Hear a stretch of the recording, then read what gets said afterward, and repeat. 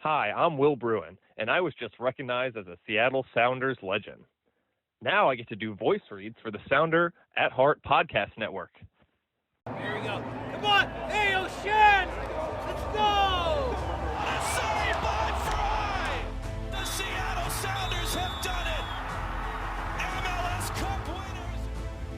Here comes Rui Diaz through the middle to crown it for Seattle! And now they truly can start the celebrations. It's the Sounders MLS Cup. Niko Moreno leaves absolutely no doubt. The Sounders rule the region. Seattle Sounders is campeón. It's gone! It's gone! Finally! This feels fucking awesome. This is a tiny dog. Nice work on your little yacht thing. And Portland can't say shit. You know, what was the thought process in terms of who you decided to use and who you didn't? Ever since Sounder at Heart wrote a commentary that we didn't take Overcome seriously.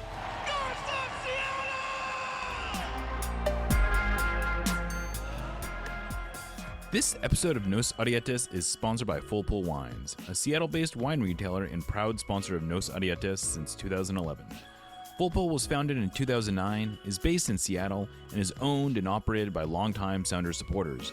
They offer the best boutique wines of the world to members of their mailing list, with special focus on their home, the Pacific Northwest. Welcome back to another episode of Nos Arietes, part of the Sounder at Heart podcast network. We're recording on Thursday, but we're going to pretend it's Friday, and we're going to do what we learned this week with Niko. I'm here with Niko Moreno back at Long Acres. It's been a little while since we've recorded here. That's right, back at our little comfy space designed and provided by the Sounders here with the coffee maker we don't really use. But we go buy coffee. We do go buy coffee because it's really good, actually. It's good. Right here, and I really dig it, actually, as a matter of fact. Yeah, a little shout out. If Gormando wants to start regularly hooking us up with the employee discount instead of it being kind of haphazard, that would be cool. Hey, I dig it. I really like it, man. I mean, you could even buy other things right there, that I know. Appreciate. We may have to work out a deal. So if Gormando is listening to this and they want to set up a sponsorship of this podcast, we would be open to it if you want to. We'll have the place bumping. Exactly. Exactly. I know with people come out to Long Acres just to get some lunch. Anyway, it's been an interesting week. It was funny because I thought the vibes last week were really good. They had that basketball kind of game thing that they played, and it seemed like they were coming off a pretty not a great result, but a good performance against San Jose, and then they just laid a total egg against San Diego. I don't need to revisit the San Diego game, but this week had a different vibe to it, a much more business-like, we need to put our nose to the grindstone, and maybe that's what this team needed. Paul Rothrock mentioned, maybe we needed to hit rock bottom, and hopefully that game against San Diego was their rock bottom. But to be sitting here 1-3-3, essentially the same place that they were at this point last year, feels weird because it doesn't feel like they've got here the same way, especially up until the second leg of Cruz Azul. I actually thought this team was playing pretty well, even though the results weren't great. They were scoring, they were defending okay, but the last few weeks has been a little different where they haven't been able to, they've only scored one goal in their last 4 games. And then they had this game against San Diego where they lost 3-0. They now go into Dallas, who has had some ups and downs. I guess on the whole, they've been pretty good. What is your sense of the vibes around here? Look, I've called all of their training sessions high intensity. Yeah. It does feel like there is a sense of urgency, which Brian kind of talked about today. That was a correct way to put it. Not panic, but a sense of urgency. Certainly, it's the feel that I get from a lot of players. I've seen, Stefan Freiby so into a 6v6 game that he kicked the goal out of anger. I mean, there's definitely a fire within players competition wise.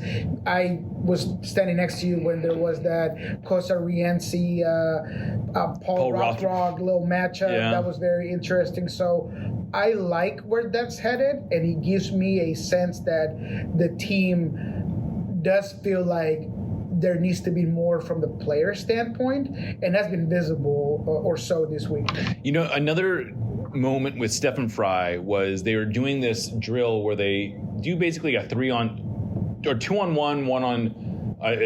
They do a two-player break, and then they go the other way. And anyway, he was yelling at Pedro de la Vega to go out, to like challenge the ball more, and the play ends, and then Steph comes over to Pedro and he has like a talk with him, and they seem like they had a genuine moment of sort of like mutual understanding of what he was yelling at him to do and what he wanted him to do. And they seemed to walk away from it both feeling like they got out of that exchange what they wanted.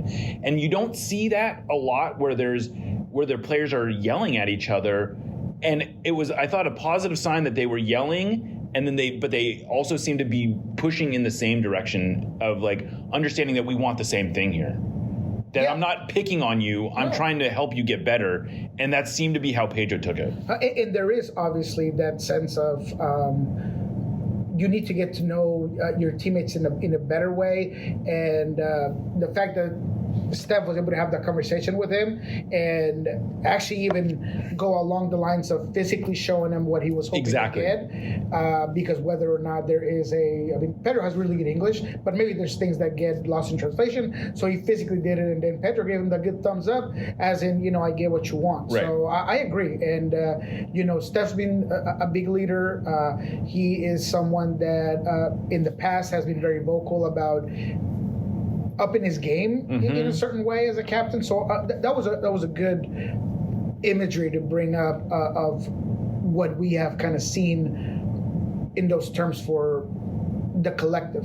Yeah, and this was a week where there was not fun and games. It was a lot of specific kind of drilling.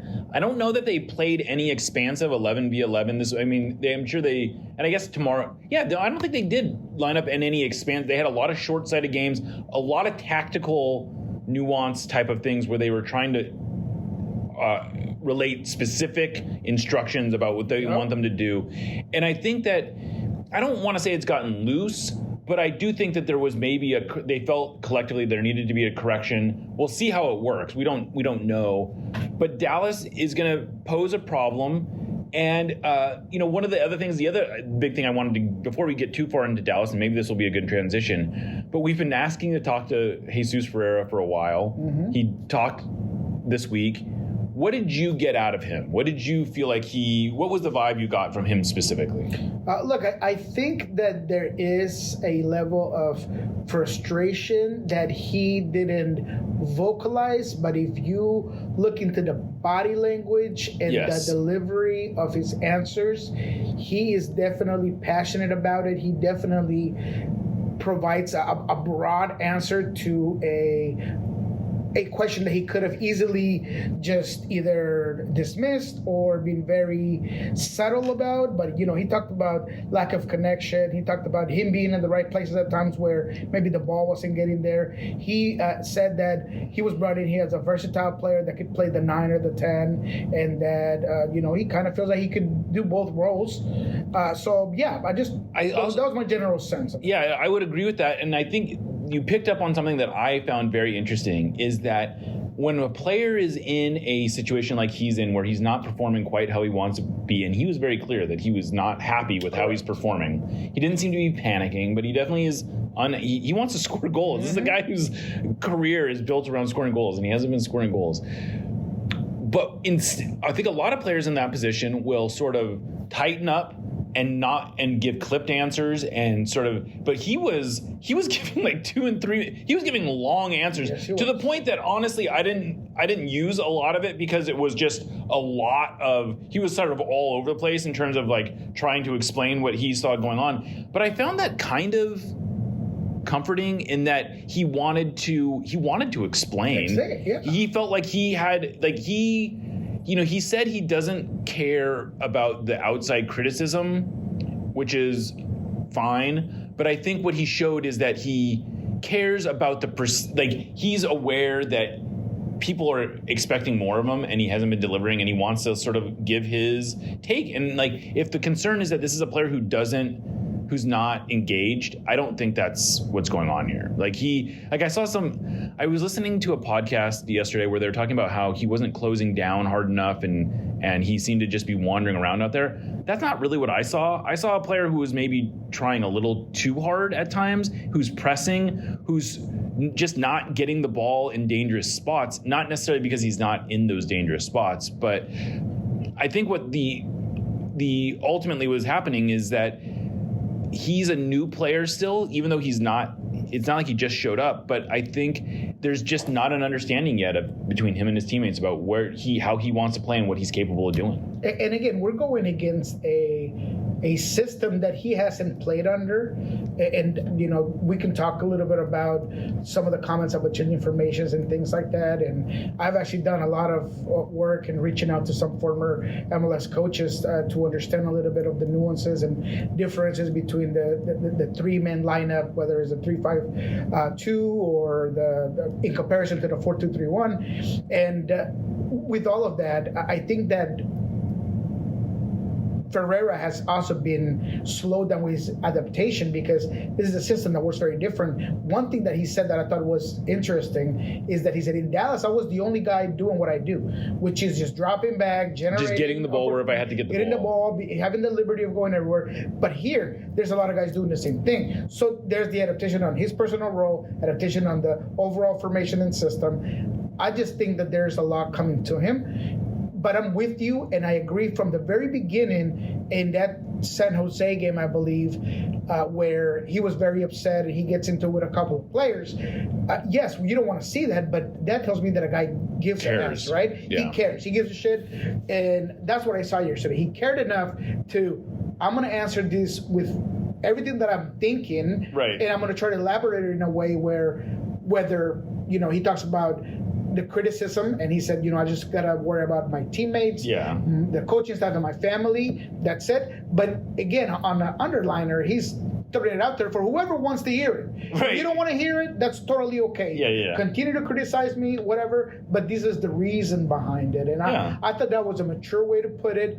And I'm gonna stand on the hill. That's a good. Actually, mature, I think, is a good way of describing it because he wasn't pointing fingers. Nope. He wasn't angry. He wasn't angry. He basically said, look, I could be doing better. I could be doing some things better. My teammates could be doing some things better. But at the end of the day, I came here to be a 9 or a 10, to be both. I'm not here to be a 9. I'm not here to be a 10. But I'm also not here to just be Niko and get the ball wherever I want and roam. I have in a given game, I have an assignment, and I have to understand that. And that he's just struggled. What he alluded to is he's struggling with the idea that he doesn't have free reign. Exactly. That he needs to be doing a job, and that sometimes he needs to separate that role when he's at a 9 and where he's in that right pocket, as he talked about. He's being consistently in the right pocket behind the 9, where he's kind of excelled or has looked the most productive. Yeah. But I do feel like at the end, I asked him, do you feel like you can't do that role as a 9? And he said, no. I can do it. I can do it. Right? Yeah. So I feel like he can. He's just struggling with kind of compromising when he is a 9 and when he is a 10. I will say this before we move on. I think another reason why we've seen such a, I don't want to call it structure, because it's always structure here with the training, but there was a lot of emphasis on certain things because Brian was very self-critical and he took accountability for some of the issues that were seen in San Diego. The restarts, he said, you know what, it is my job to get the guys going right off the bat. He talked about not micromanaging players, but giving them the tools to say, hey, man, this is where you were at, right? Seattle got killed in transition. I feel like they've been working on that to prevent those things from happening. And although I still believe that the 3-5-2 formation asks a lot of your pivots because of where your wingbacks are trying to pin back the opposition, and it opens up so much space. And even when Obed and Roldan are staggered, Roldan kind of gets put on an island a lot, and it's just difficult, and then you are more subjective or vulnerable to transition moments. And they've been working on all that, and I thought that it was big of Brian to just take that head on. And contrary to popular belief, I have never advocated this year for Brian Spencer to be let go. Last season, we looked at options and we thought about should he or should he not be re-signed or extended, and that was a different conversation. Right now, he's the man in hand on Loving Scorchers. I know I give an analogy that was based towards the fan base and or anybody who's thinking that coaches do gain some cushion by winning trophies and by winning certain tournaments, and maybe that has lessened. But right now, I think it's patience with fans. You're talking about the patience that fans have with him. Exactly. Or they even, or anybody, even pundits who think, well, you know what? We can't look at Brian because he won this, that, and that. Right. There's no indication that there's anyone in the organization that is trying to move on from Absolutely Brian. not. And even in my own opinion, I actually, especially this week, I grow confident that Brian can right the ship. And some of the things that he has implemented this week and the way he's handled certain situations, including the Jesus Ferreira, plus some of the positives from this week, which was Jordan, Pedro coming back, and Ryan Kane possibly, making the trip. I think that all of those things are going to give him more tools to potentially get it in the right direction. Yeah, and so kind of one of the other things Ferreira talked about is going back to Dallas, which is funny that it's after Djokovic went back to Dallas this week too. I'm sure this is going to get the same level of coverage from the national media. Of course. But he, you could see this being maybe a spark for him. He clearly wants to do well. Like it's crazy. He started playing for the FC Dallas Academy at 10 years old. So he was there for over half of his life in that organization. So I'm sure it's a big deal for him to be going back there. He wants to show them it was a mistake to move on, I'm sure. This is the closest thing that we have, and we actually do have a perfect comparison. If Jordan Morris was to leave to, I don't know, Colorado, and Colorado was to come back, that would be that sort of mentality for Jordan as it is for Jesus. I'm sure. But Dallas, what have you made of Dallas this year? They've been sort of a Jekyll and Hyde team a little bit this year. If I could be frank, they're boring to watch, in my opinion. And I feel like Luciano Acosta is still Luciano Acosta, but he doesn't have the magical moments that he had in Cincinnati because it was such a better fit for his skill set. Mm-hmm. I feel like the movement of the ball for Dallas is so slow. And although they've had moments where they had been able to get him in the right places, and I think him and Peter Musa do create a very good duo, everything around him just doesn't quite seem as fluid, and maybe something about his adaptation to this new team. But if I could say that there's anything interesting about this team is that they stay in every game. They are in every game. And I think that's obviously something that has been designed to, let's not be too overly committed with numbers. Let's be more conservative, and let's give ourselves a chance to be in every game. I was surprised with how well they played Atlanta and how they were able to limit Saba time and how they were able to limit Latelad. I thought that they overpopulated the midfield pretty consistently, and although they have a very average midfield compared to like what Seattle just played, I look at Leggett and oh my God, Ramiro I think is the other guy, and I look at what Seattle had to face with Godoy, De La Torre, and the Danish midfielder who continues to butcher his last name. But they were just so much better that, man, I think it could go either way. But Dallas, I think, will make that game slow and sloppy, and will try to prevent Seattle from getting in a rhythm. But honestly, I'm a little bit optimistic going into this game. I think there's reason to be, this is a team, they're 3-2-2. They aren't off to they're off to a better start than the Sounders, I guess. But admittedly, 2 of their wins are at RSL and then at home against Sporting Kansas City, which was the game that got Peter Vermes fired. So it's not like they're tearing through a murderer's row of opponents. But, it's going to be I feel like this is always an interesting game. The Sounders have not historically done great in Dallas. It feels a lot like the game where they played Dallas a similar point in the season last year, where that was a 0-0 tie. If you remember, both Jordan and Christian missed big chances in that game. But I don't know. I don't know what to make of this one. Have you heard anything? Leo Chu seems to be doing okay. Like I know he scored a goal. But that's about it. I mean, people are making it sound like he's out there lighting it up. Right. But he has gotten, but he's playing. He's playing. And for all that I've heard internally, he seems to be great. I mean, he's fitting in. He's working hard, which at times seemed to be a thing here where he wasn't or not. So in that sense, he's fitting in. But again, offensively, this team is far from a juggernaut. And I actually believe that they're going to try to mirror what Seattle has been doing. So if Seattle goes there with their 3-5-2 or their 3-4-2-1, they've played with that formation before against Sporting Kansas City. And I felt like that's as good as I've seen them. They were not as dangerous against, obviously, Atlanta, a better team. But I feel like they're going to want to match that up. And without a doubt, they're going to try to complicate it and make it really difficult for Seattle to get the ball moving and having effective possession. Maybe they'll let them have it, tiki-taka into your own end, but they're going to make it really difficult for you to come in. Maybe even play them a little bit deeper, a lot deeper compared to what they just faced in San Diego, where the pressure was consistent.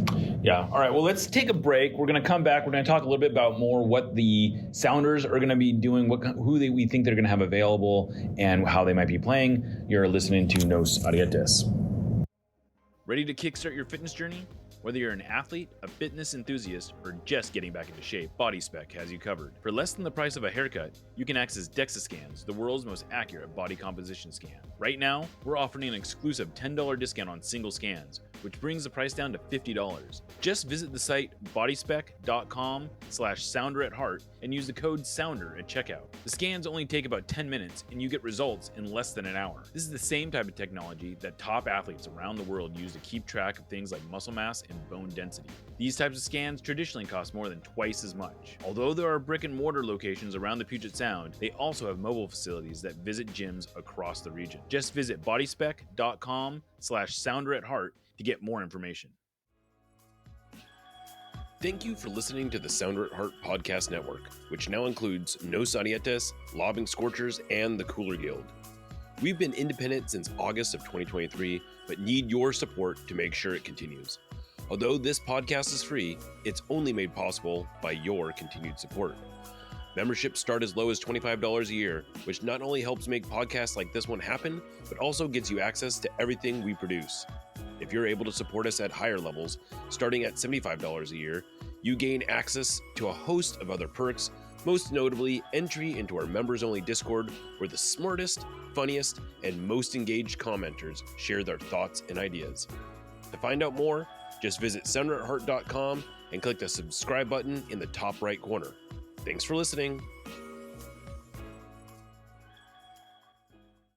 Nos Arietes, admittedly, is not exactly known for our spicy takes, but that doesn't mean we want our food to be mild. Spice up your life with Hacks and Ferments.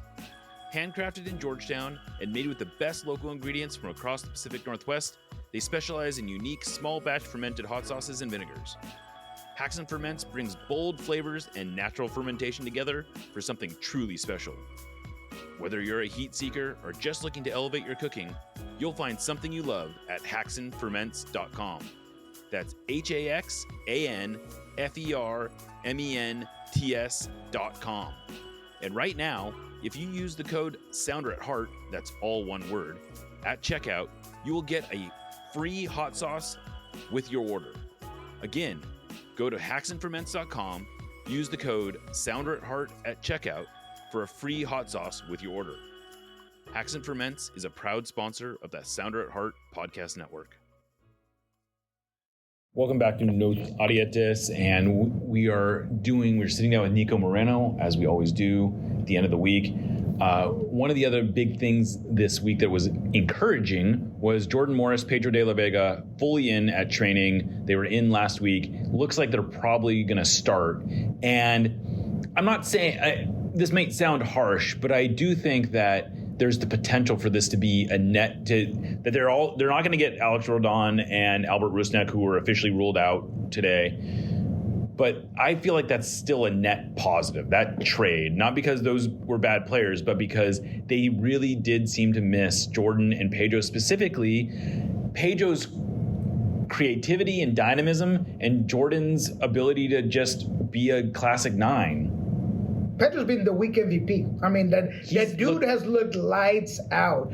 When there were fans up here, he put on a show, baby. He did, I mean, he had, I think I counted 3 goals in mid-range, different angles. I think his touching the ball has been very good in the 6v6 games.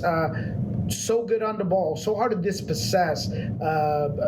So much energy when it comes to like closing down on players. I just feel like he, as we've always said it, he's a talented player that has a ton of potential. He's hungry as he was at the beginning of the season. So I have no doubt in my mind that he's going to come in and just elevate this team immediately. And I'm glad that you said it. This is not an indictment against Albert Rusnak. I think that he's been good. I think that I'm all in on the positive things he provides. But in this one, 2 things can be true. That he ultimately, and this is one of the cool things about Albert, he doesn't need any added confidence. He doesn't need anybody to praise him. He's a player who doesn't seem to need, confidence is not part of the equation, it seems like, with Albert. It's very funny. That dude is just like, man, this is what I do. Right. So in this one, you get the potential of sparking Ferreira with a great game in a position where he's looked good before. With Jordan in front of him, who, and we could talk about this a little bit later, he's been what makes this system work for Brian Smetzer. And Pedro de la Vega, that because of his hunger and his skill set, he's going to give Dallas some issues. I think Pedro is very motivated to, what I saw in him was a player who was frustrated to be hurt and was committed to not letting that derail what was, let's remember, a really good start to the season for him. I don't want to let memory hole the fact that he looked really good during the first few weeks of this season. Absolutely. And I think that he is very motivated to pick up where he left off and to hit the ground running. I thought he was probably the Sounders' best player against San Diego. Granted, after the game was maybe was already washed, but still, I thought he looked really good. And I think getting Jordan back, you had a really good question to Brian Schmetzer today, where you basically said, are you essentially, I'm rephrasing, but you essentially asked, are you frustrated at how reliant you are on Jordan for production? And Brian seemed to appreciate that question. Yeah, it was how concerned, right? Because moving forward, you're going to have to figure that out, right? Jordan can't play every single minute of every single game. You got to figure it out. And I use the word codependent because it does feel like his system, specifically right now on offense, without Jordan, he has no power. He doesn't have that blow that you need it to have. You create chances, you get half chances, but without his ability to stretch out defenses and his ability to get on the ball, I think that Jordan has grown into a true 9, and now he can play with his back to goal and do so many more things that now you really need him to be that guy, and when you don't have him, it is funny how that works, right? Where it was frustrating that he wasn't the player that they needed him to be in some ways, but now that he's the player they need to be, that they're almost too reliant on him to be that guy. And I guess that's maybe just how it works sometimes, but it is frustrating. And Brian talked about how we've had this next man up mentality, and he said it is early, so I don't want to act like that's not going to happen. But he has been, I think, frustrated at the lack. Their inability to rise these last few weeks. Like the fact that they have 1 goal in 4 games, they haven't necessarily been awful in any of those games, but I guess they were kind of awful in San Diego, but they just have not stepped up at all. I don't think there's been anyone on the team really that has really raised their game in the absence of these other players. And I think that's what Brian was talking to about being frustrated, that you sort of assume, like you think you've built a roster that is capable of doing it, and then when they don't do it, that's really frustrating. And I kind of feel for Brian because, look, if there was a huge criticism of him last season, it was that the team wasn't fun, the team wasn't offensive. They created this new formation, this new system to completely change that mentality and get the team with a lot of numbers forward and create a lot of opportunities. And that has happened. And now that you don't have Jordan, not only has it not worked in terms of that finishing product, but now you're more subjective to counters, and your defense has taken a hit, and you're vulnerable to things that you weren't vulnerable last season. So you're not getting either. Right? Yeah, that is a good point, because it is worth reminding again. This was a fun team for, the first few weeks of the season. They were running up and down the field. They were creating transition opportunities. And yes, they were more exposed at the back than they had been, but it was an okay trade-off. And now they're still trying to play. It's like they have somehow they have the mentality, or I don't know, it's hard to explain, but they are still vulnerable at the back, but they're not as dangerous going forward anymore, and it's been very frustrating. But this sort of brings us into another subject that I've seen brought up a few times, and there seems to be this perception that Brian does seem frustrated with the roster, but I think that's led people to believe that he is not consulted on acquisitions. Best I can tell, and I've been covering this team for a long time, I don't think that's true at all. I think there is a lot of conversation between Brian and Craig and the whole front office staff about what kind of players they want. What Craig has said repeatedly is, once these players are here, it's not my job to micromanage Brian. It's his job to put him in the best place, to use him how he wants to use him. But they aren't giving him players that he doesn't want or know what to do with. If Jesus is not working out the way that the Sounders expected, I think it's a miscalculation on many levels, not just at the talent identification. It's Brian, I think, thought he would be able to play a way that he wasn't going to be play, or he thought he was going to be able to adapt him in ways, or sometimes players just don't work out despite the best analysis. But the idea that Brian is not involved in the talent, he's not necessarily out there scouting, but they are absolutely bringing players to Brian and saying, is this someone that you think you can use? And he's saying yes or no. Yeah, no, he's definitely been in the loop with everything, and nothing that I've heard says otherwise. I have said here in 11 Scorchers that there is a certain miscommunication in terms of concepts of the way the roster is built and what is built for, and the way Brian has obviously needed to change it up, like we just mentioned, and the reasons why he changed that formation up.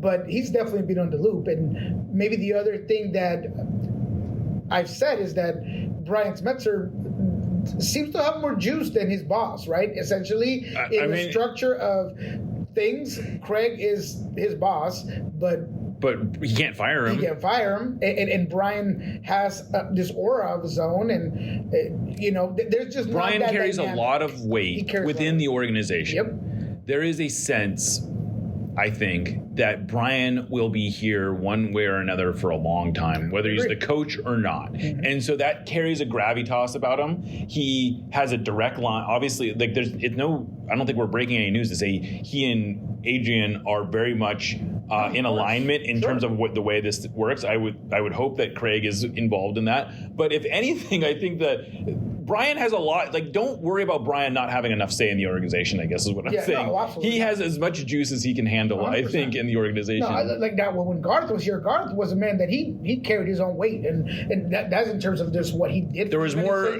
different camp. When Garth was here, I think there were more disagreements. That's right. About how things were running than how, and maybe that was good, but either way, they're much more all in alignment and on the same page about what they're trying to do. That said, the last player they signed, Ryan Kent, looks like he will be available on Saturday. We don't know for certain. He is, as of now, not, as far as we know, not on the plane to Vancouver to Dallas. But it looks, it sounds like what the Sounders are hopeful is that he will maybe arrive in Dallas, either tonight or early tomorrow, and be able to train with them in Dallas on Friday, and then if he trains, he'll almost certainly play. Yeah, that is my guess, is that if everything went well, and I think that him not being here does tell me that there's potential that he's waiting on a result, waiting on a physical. He has to get his stamp. He has to get his. I think what Brian said is he still needs to get his passport back. Correct. And then you go out of the country, you come back in. The closest embassy, it was Vancouver. That's why he went over there. But if I could give an educated guess, I would say that he's available. Yeah, that would be I would say if I had to bet on whether or not he's on the game day roster, I would say he is more likely than not to be on the game day roster. He'll definitely be, and if he doesn't debut this week, then he'll almost be guaranteed to debut at home against Nashville. Now, look, I'm going to provide some insight. I've talked to several guys, all kinds of positions, all kinds of ages, that have trained with Ryan Kent. Everybody loves this guy in terms of what he provides on the field. They say he's a chill guy, cool dude, but the what he brings into the field, everybody's like, man, that dude, he knows what to do with the ball. Man, he elevates our status. Man, that guy, the way he did this, the way he did that. Different players have different things. Some really hype up the situation. Some are saying just enough, but it's always that guy is going to be an asset. Yeah, I am very encouraged by what I've seen here. I actually had a chance to talk to Andy Rose yesterday a little bit extensively. And so it turned out, you had suspected that him and Andy had some connection, and you were right. They did. They did not. They never actually played together at Coventry, but their time did overlap.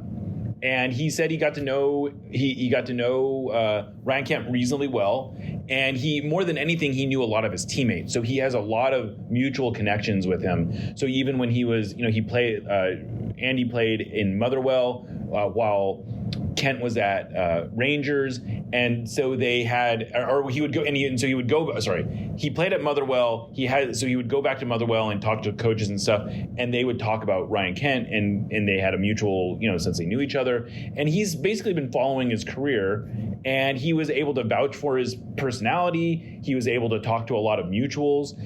He was very confident that he would come in fit.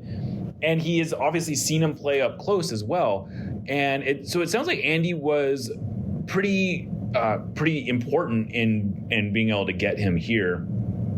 And I think that should give us a little bit more confidence that the Sounders they didn't just kind of like open up who's free and then pick out a guy and say, oh, this guy would be a great signing. I mean, I do think there was a lot more that went into this signing. And I still don't think I completely understand how a player who looks to be in the shape that he's in, who looks to have the skills that he has, who has the resume that he has, was just available for free for 8 months. I don't think I completely understand that. I guess he's definitely had some offers that he turned down. I don't know what was so great about Seattle. I think it was MLS as a general. Yeah, maybe MLS in general. And maybe MLS team slept on that opportunity. And it's possible the Sounders just had him on their discovery list, and this was when they were able to get him. But I am cautiously quite bullish on this potential. And look, me and you talked about this off the mics. When I look at him and I compare him to other players that have been brought from Europe that we essentially didn't really know other than when we hear about it, when we read the story, when we do our research, he is above and beyond any of them. Kelvin Leerdam, Victor Rodriguez, Brad Smith, all those players that essentially you're like, okay, I get what they brought him in. Man, that's a great touch. Man, the way he's getting that ball. But Brad Smith, I remember the way he would just put in certain balls. Yeah, Man, he had a sharpness to him. Certain sharpness. This guy is that and more because he has a flair. He has an attitude. He radiates confidence. Crazy effect. It's almost like a Vegeta type of like just like buff guy that's not the tallest, but he is. He did get. I've said this a few times. The guy did not miss a lot of gym days while he was not playing. He is. I would like. There are not a lot of players who have come in as like. I mean, he's a strong guy. And he looks serious, but he will like talk to you. That's what I'm saying. I don't know why Vegeta came along, but that's kind of what it feels like. I don't know if there's any Dragon Ball Z fans out there, but that's just what. You know what you're talking about. I know what you mean. I kind of sided with you. I had no idea, but maybe somebody will. But this is exactly why I feel like this guy, man. If Seattle can hit a home run on this. Ultimately, this front office, a lot. Honestly, this could be the front office best move by turning a bad situation in Paul Arriola's injury to swinging for the fences and essentially changing your season. I mean, that would be the best case scenario. Yeah, I mean, that's the dream scenario. And I don't want to put too much pressure on the guy. No, but it feels like it has, like, I will say that for a move like this to even have the potential of being excited about, to be talking about them maybe actually improving the roster, that says something. We'll see if it actually comes to fruition, but the fact that, if they had gone out and signed a DeJuan Jones just to pick a player that we know that they Julian Gressel. Or Julian Gressel, we would have said like, okay, that's a lateral move. Exactly. Maybe we're not worse off. Yep. But I don't think you would be I don't think the potential, the upside was as high. The upside is the right way to do it. I will say that with some of the things that Brian did allude to this week, which I don't think will happen against Dallas, but if there is a formation change, I feel like Ryan Kent will be better used under the 4-2-3-1 than under anything else, just because of the pool of players that you have and the best way to maximize his creativity and finishing product, because the dude can finish. I mean, the dude. No, he can with either foot. He can put it away. Yeah. So that's something I want to let you cook on a little bit before we call it a show. You have talked to me quite a bit about the change between, or the difference between a 3-back formation and a 4-back formation. And my inclination kind of all along has been to say these are differences without much significance because the Sounders want to build out with 3 in the back anyway. But you've sort of been able to articulate some key differences that it's not that I'm maybe oversimplifying things. Yeah, and I've been able to talk to Freddie Waters outside of the mics or on the mics about this, just because different coaches have different ways of managing those formations. But the biggest 3 major changes that I've been able to look at while talking to former MLS coaches that have used those formations are these. The build out right now for the Sounders usually and mainly work with 5 guys and the goalkeeper. So you got your 3 defenders and then you got your pivots coming back. Why? Because you want to pin back the opposition by pushing your wing backs all the way to at least midfield or higher. So that's 5 players that are essentially working. Unfortunately for Seattle, you got 2 guys that are not necessarily great on the ball, or their passing isn't the greatest, which is Nuhu and Yeimar. The other 2, obviously, Christian has had his struggles, to be honest, getting out of the back and distributing. And then you got Obed and Jackson, who's your main guy. Right. He's the guy that usually you want having the ball. You want him putting those balls through. So that's one. when you have the 4-man formation, because you don't need to push your wing backs as high, you essentially have 6 players. You have all players in that 4-man formation plus your 2 pivots, and at times you bring in one of those wingers, and maybe a pivot makes a run up top if you feel like that could create a change where you might want to go direct if you're getting pressed really high, and you kind of get somebody off the rhythm. So build up is one. The second one is transition moments, because you are as high as you are with the current formation, and all of your width is essentially coming from your wing backs. It's not selective. It's not at times as you do with a 4-man backline where your fullbacks at times will go up. They need to be almost readily getting ready to move forward and therefore position a lot higher. And Roldan talked a little bit about this today, which is the third thing. Your 2 pivots get exposed, and they are more vulnerable because their space all of a sudden gets wider, right? Because on the 4-2-3-1, at times you got the cam coming back down a little bit. So what you're saying in the 3 back, it's a much more narrow build out. Exactly. Correct. So when you are coming back in transition and you get caught with, at times, Roldan today said almost 5 players essentially on the attack, even when, and they have done this well, Obed and Roldan are staggered the way they're supposed to.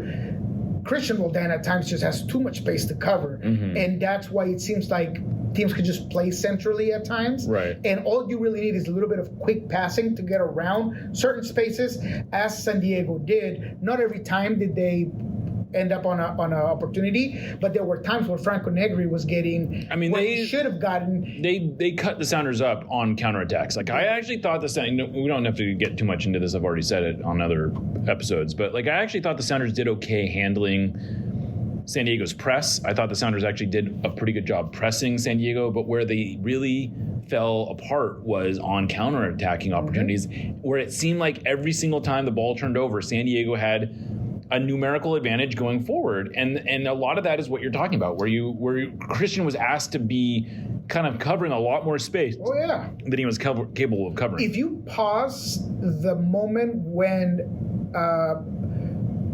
Manungu gets dispossessed on a Yemar Andrade pass on the right flank, on the second goal, there is a line of 4 players up top, and even Obed is ahead of where he gets dispossessed, and all it takes is one pass to Dreyer, and you're on a foot race, and it's a foot race so hard to get back to that 40-year-old Anibal Godoy enters the 18 almost unmarked, and the only guy that's close enough is Georgie Manungu, who lost the ball and was dispossessed. So that's how far you're getting stretched out at times because of the formation. And so and again, I'm no tactical guy. I'm not going to sit here, but I do a lot of research. I have a lot of resources, thankfully. And the way that it was explained to me is that the 4-2-3-1, which is a nuance of the 4-4-2, are just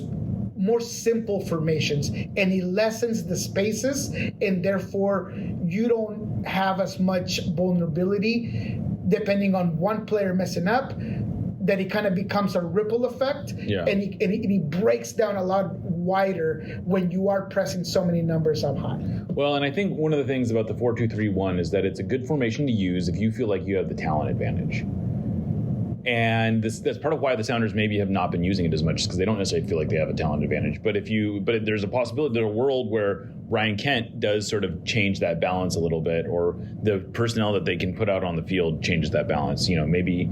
So I don't know. It'll be interesting to see how they handle this. And same thing goes for the pressing, by the way, because I know that Brian has dismissed the question, but that he's kind of gone back and kind of gave me the right of way on it with some of the things. But they're pressing this year at times is with 3 players, it's way more numbers. It's a different press. Lot higher. And the coach that I've actually talked to has in the past played against the Sounders, and he said, you know what, like for me, a lot of times I would mid block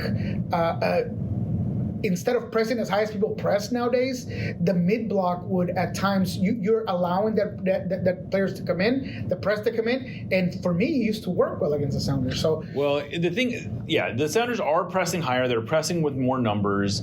And if you're going to do that, the point of doing it is mainly to create turnovers deeper in your end and be able to get possession closer to the goal and create scoring opportunities. And the problem is that the Sounders are, like against Dallas or against San Diego, the Sounders were really good about forcing San Diego to just lump the ball forward, and the Sounders were able to create turnovers at midfield. But you don't need to expose yourself. If you're just getting turnovers at midfield, you don't really need to expose yourself that high up the field, because now you're just taking risk for kind of doing what you could do with a mid block. And I don't know. I think that's going to be an interesting thing to see how that evolves, because it is kind of like fun to watch the Sounders pressing the way that they are. But if they're going to do it, they need to be able to turn those into. There needs to be more reward. There's a lot of risk without a lot of reward right now. And that's the problem, is that if you're going to take that risk, it's only worth it if you're getting the reward, and they're not getting that right now. And we had that conversation because I did, and I'm looking at it a third time. I'm down to like the 38th minute right now. I haven't even got to the goals yet.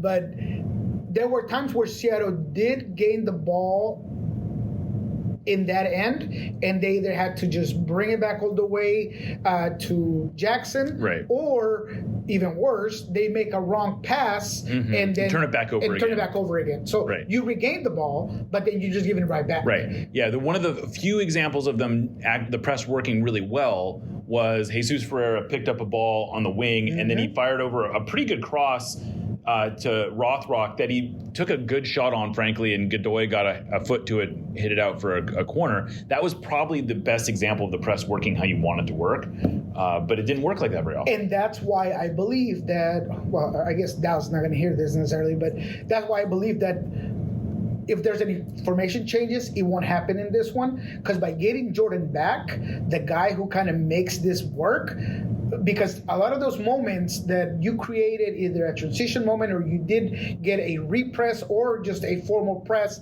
ball back, Jordan is usually making that right run. Not as he, this is not to gain on Georgie, it's just that he hadn't played a position. Yeah. So there were moments that he could have done better at. So with Jordan, I think he's going to do a lot of the same things and see how it works again with Jordan. And then we'll see what happens moving forward. But I feel like with this formation going into this game, and if Jordan is fit enough to start with his own minute limitations, we'll see how it works and how they press. And if those moments that we just spoke of completely change with a guy like Jordan, that's just a lot more physical and can get to essentially that ball by Ferreira. Maybe Jordan gets to. Maybe he gets ahead. Maybe he, beats the defender to the ball and puts it away. So we'll see. Yeah, we'll see. But all right, well, Niko, thanks again for doing the show. You can hear him on Lobbing Scorchers on Mondays. You can hear him, or you see him on Pulso Sports, of course.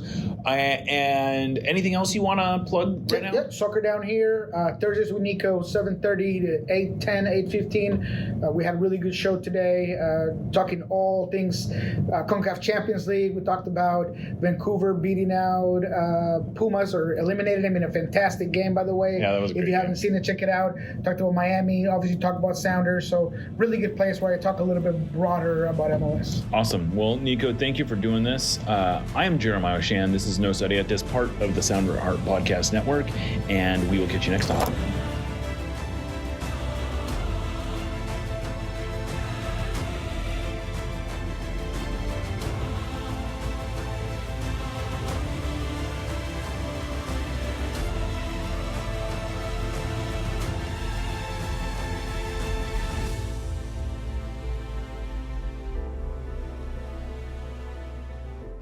I expect a LAFC who's motivated to prove themselves at home, to prove to their fans that they're capable of winning in this league. And it's up to us to really brew in the party. You guys like that? No? Awkward joke, dad joke right there, huh? If you work in quality control at a candy factory, you know strict safety regulations come with the job. It's why you partner with Grainger. Grainger helps you find the high-quality and compliant products your business needs to inspect, detect, and help correct issues. And the sweetest part is, everyone gets a product that's as safe to eat as it is delicious. Call 1-800-GRAINGER, click Grainger.com, or just stop by. Grainger, for the ones who get it done.